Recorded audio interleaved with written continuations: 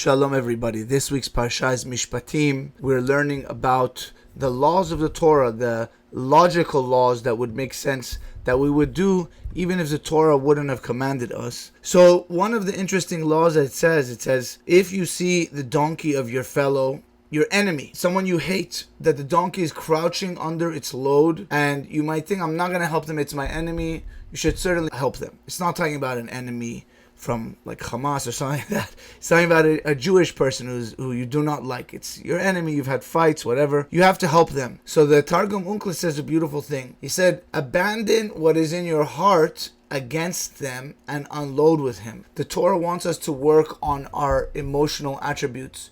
Don't hold on to this anger, especially in this case that the animal is suffering. Help them. Another beautiful law, it says, if a poor man and a rich man are in a court case, and you know that the rich man is correct and the poor man is not correct, don't have mercy on the poor man and say, okay, the rich man has to take care of the poor man. I'll find the poor man righteous in this case, so the rich man will give him charity like that. No. If the rich man is the one who's right, you have to go right with him. Another one, it says, you must not accept a false report. So this is talking about judges, but it's also talking about people that we should not hear lashon hara, evil tongue, slander. We should really try not to hear these things about people. It's not good for us. It's not good about the person who's being spoken about, and it's not good for the person who is speaking it. The Torah says, "Va'anshe kodesh tiyun li," you should be holy people to me.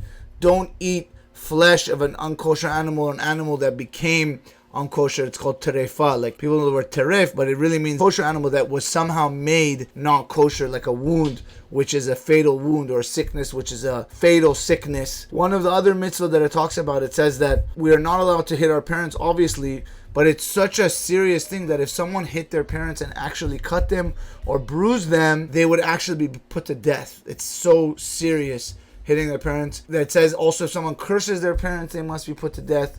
So we see how seriously the Torah takes these laws, and the Torah is really holding us to such a high level. And also in this week's Parasha, it also speaks about the Shalosh Regalim, the three holidays, Pesach, Passover, Shavuot, the festival of the giving of the Torah, and Sukkot, the holiday of Sukkot, which is the booths, as they call them in English, which is celebrating the clouds of glory that were with them in the desert. May we see good things. May we have the return of all the hostages, and may you all have a Shabbat Shalom.